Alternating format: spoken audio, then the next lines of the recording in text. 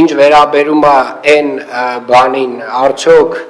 դուք բերում եք գործոններից մեկը, բայց ախր հենց նոր պարոն Հարությունյանը ասաց, որ մեկ տարվա ընթացքում Հայաստանի Հանրապետությունում 45,000 նոր ավտոմեքենա է գրանցվել։ Եկեք այդ գործոնը սենց մոռացության մատնենք, ասենք, որ չկա տենց բան, նոր ավտոներ չեն ավելանում, բայց Ժորժ ջան, ամեն օր ավտո է ավելանում այս քաղաքում։ Հիմա ասում եմ, նորից եմ ասում,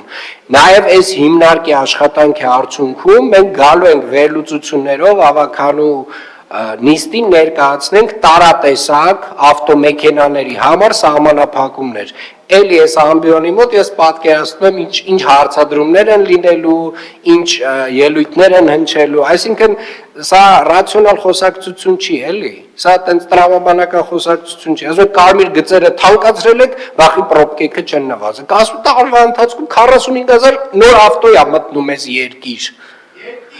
10,000-ն էլ Երևանում է գրանցված, հələ չասեմ, որ այդ 10,000-ից զատ եւս մի 5-7,000-ն էլ մյուս մարզերից են գալի մտնում Երևան, Ժորժ ջան։ Հիմա